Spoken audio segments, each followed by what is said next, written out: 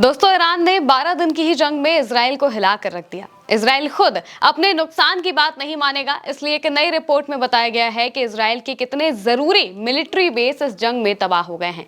ये जानकारी अमेरिका के ऑरेगन स्टेट यूनिवर्सिटी के रिसर्चर्स ने सैटेलाइट रडार डेटा के आधार पर दी है। यहां तक कि इसकी पुष्टि इजराइल टाइम्स ने भी की है। किन जगहों के नुकसान की बात सामने आई है, बताएंगे आपको इस वीडियो में। दरअसल 12 दिन की जब इजराइल और ईरान के बीच में जंग हुई तो इसमें इजराइल को इस बार काफी ज्यादा नुकसान झेलना पड़ा है। ये बात हर कोई जानता है। इजराइल में कितने सारे लोग बेघर हो गए, इजराइल की कितनी सारी अर्थव्यवस्था ठप पड़ गई और वहीं इजराइल के कितने जरूरी रिसर्च सेंटर्स, रिफाइनरीज और न जाने कितनी सारी जरूरी चीजें तबाह होकर रह गई। इस बीच एक और रिपोर्ट सामने आई है इजराइल के नुकसान को लेकर। द टेलीग्राफ की तरफ से ये रिपोर्ट पब्लिश की गई है। रिपोर्ट की माने तो ईरान ने अपनी मिसाइलों से इजराइल के 5 अहम मिलिट्री बेस को निशाना बनाया था, जिसमें एक बड़ा हवाई अड्डा, खुफिया जानकारी जुटाने वाला केंद्र और एक लॉजिस्टिक्स बेस भी शामिल था। ये जानकारी अमेरिका के ऑरेगन स्टेट यूनिवर्सिटी के रिसर्चर्स ने सैटेलाइट डेटा रडार के आधार पर दी है और ये बेसेस इजराइल के अलग अलग इलाकों में स्थापित हैं। इनमें टेलनॉफ एयरबेस, बीत नेहेमिया, इर्ता, कैंप गिलॉट, कैंप जिपोरिट शामिल है और ये इजराइल की काफी जरूरी मिलिट्री बेसिस में से हैं। इनमें कुछ तो खुफिया जानकारी इकट्ठा करने के लिए भी यूज किए जाते थे। इनके अलावा जिन इलाकों के बारे में पहले से जानकारियां हैं उनमें ऑयल एंड पावर फैसिलिटीज पर 7 हमले हुए थे, जो कि हमने देखा कि हाइफा की रिफाइनरी समेत कई ऐसी रिफाइनरीज और पावर फैसिलिटीज थी जिन पर हमले हुए थे। देश के प्रमुख साइंटिफिक रिसर्च सेंटर्स में से एक, जैसे कि वाइजमैन साइंटिफिक रिसर्च सेंटर के एक हिस्से का विनाश हुआ था। सोरोका यूनिवर्सिटी मेडिकल सेंटर को भी भारी नुकसान हुआ। एक अस्पताल जो बीर शेबा में बेन गुरियन विश्वविद्यालय के परिसर से सटा हुआ था, उसमें भी नुकसान हुआ था।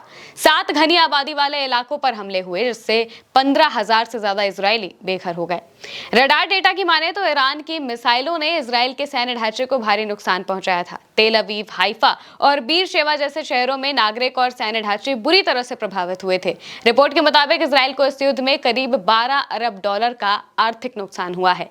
इसके अलावा 29 लोगों की मौत हुई है और 3200 से ज्यादा लोग घायल हुए हैं। इसके अलावा हमने बताया ही कि 15,000 से ज्यादा लोग बेघर हो गए हैं। द टेलीग्राफ की रिपोर्ट बताती है कि इजराइल ने अपनी एयर डिफेंस की कमजोरी को छिपाने के लिए मिलिट्री सेंसरशिप का सहारा लिया और ये बात इजराइल टाइम्स ने भी मानी है।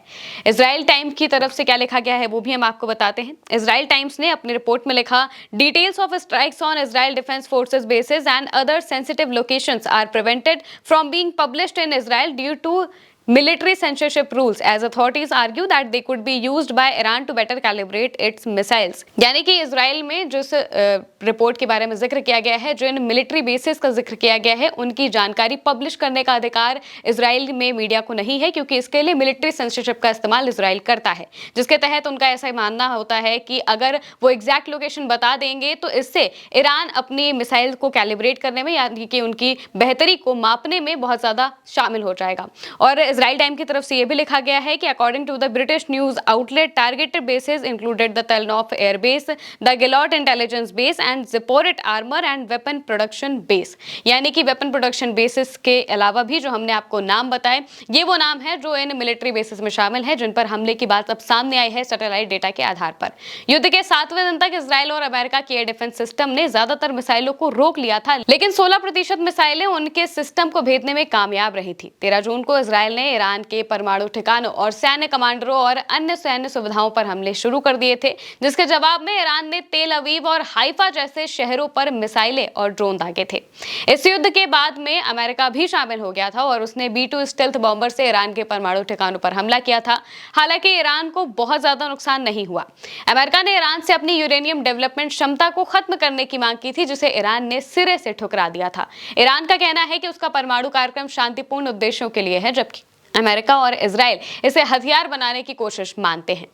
ईरानी मीडिया में आयरन डोम का मजाक उड़ाया जा रहा है, उसके कार्टून दिखाए जा रहे हैं। ईरानी अधिकारियों का कहना है कि इजराइल की एयर डिफेंस सिस्टम को भेदने का मुख्य तरीका सिस्टम को डिस्ट्रैक्ट करने के लिए मिसाइलों और ड्रोन का एक साथ इस्तेमाल करना था। आसान भाषा में अगर हम इसे समझे तो ड्रोन्स और मिसाइल को एक साथ ईरान की तरफ से छोड़ा गया, जिससे कि एयर डिफेंस सिस्टम भटक जाए और वो ड्रोन्स को मारने लगे और इतने में मिसाइल्स अपना काम कर दे। अधिकारियों का दावा है कि तेज मिसाइलों और धीमी गति के ड्रोन के कॉम्बिनेशन ने रक्षा प्रणाली को भ्रमित कर दिया और उनका ध्यान काफी ज्यादा बट गया। एक ईरानी अधिकारी ने टेलीग्राफ को बताया कि इजराइल पर आत्मघाती ड्रोन यानी कि सुसाइड ड्रोन दागने का मुख्य उद्देश्य हमेशा उनके सिस्टम को व्यस्त रखना होता है। कई ड्रोन तो अंदर तक नहीं पहुंच पाते, उन्हें रोक लिया जाता है, लेकिन फिर भी वो भ्रम पैदा करने में सक्सेसफुल हो जाते हैं। IRGC के deputy commander in chief major general Ali Fazli सरकारी टीवी पर दिखाई दिए थे। उन्होंने अविश्वसनीय रूप से दावा किया था कि ईरान इस्लामिक क्रांति के 47 साल के इतिहास में सबसे अच्छी स्थिति में है। इससे पहले हम सैन्य तत्परता, परिचालन सामंजस्य और लड़ाकू मनोबल के मामले में इस स्तर पर कभी नहीं थे जितना कि अब है, यानी कि वो अपनी रक्षा करने में, अपने मनोबल को बढ़ावा देने में इस वक्त सबसे बेटर स्टेट में है। यानी कि इजराइल को इस बार टक्कर की मार पड़ी है और उसके मिलिट्री बेसिस भी तबाह हो गए, जो कि रिपोर्ट्स में बताया गया है। अब देखते हैं आने वाली रिपोर्ट्स और किन दावों के बारे में बताती है और किन नेतन्याहू के झूठ का पर्दाफाश करती है। फिलहाल के लिए मेरे साथ इतना ही। आप देखते रहिए उल्टा चश्मा यूसी।